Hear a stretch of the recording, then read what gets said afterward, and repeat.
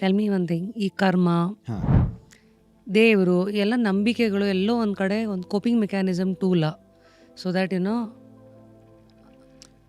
ನಂಬಿರೋರಿಗೆ of course ನಂಬಿಕೆ, ಅದನ್ನ experience ಆಗಿರೋರ್ಗೆ ಅದು ನಂಬಿಕೆ. ಇನ್ನು ಎಕ್ಸ್ಪೀರಿಯನ್ಸ್ ಆಗಿಲ್ಲದೆ ಇರೋರಿಗೆ ಅವರು ಇದನ್ನ ಹೇಗೆ ನೋಡಬೇಕು?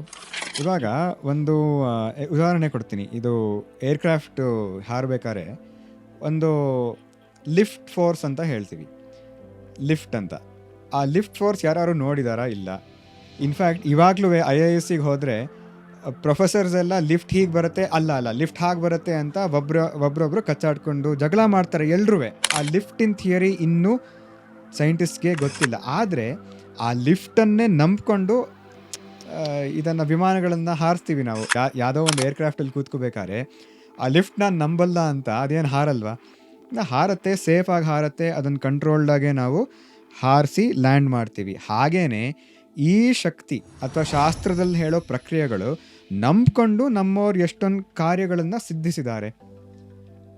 ಹಾಗೆ ಇದೆಲ್ಲ ಆ ಕಾರ್ಯಗಳನ್ನೆಲ್ಲ ಸಿದ್ಧಿಸೋಕ್ಕೆ ಈ ಪ್ರಕ್ರಿಯೆಗಳು ಹೆಲ್ಪ್ ಆದಾಗ ಆ ನಂಬಿಕೆ ಸಹಜ. ಅದರಲ್ಲಿ ಹಾಗಾಗಿ ಇನ್ನು ನಂಬಿಲ್ಲ ಅಂದರೆ ಅದಿಲ್ಲ ಅಂತಲ್ಲ, ನಂಬಿಲ್ಲ ಅಂದರೆ ಇಲ್ಲ ಅಂತಲ್ಲ. ನಿಮ್ಮ ಅನುಭವಕ್ಕೆ ಇನ್ನೂ ನೀವು ಅದನ್ನು ಎಕ್ಸ್ಪೆರಿಮೆಂಟ್ ಸರಿಯಾಗಿ ಮಾಡಬೇಕು. ಫುಲ್ ವಿಡಿಯೋನ ನೋಡಿ ಆನ್ ರ್ಯಾಪಿಡ್ ರಾಶ್ಮೀಸ್ ಯೂಟ್ಯೂಬ್ ಚಾನಲ್.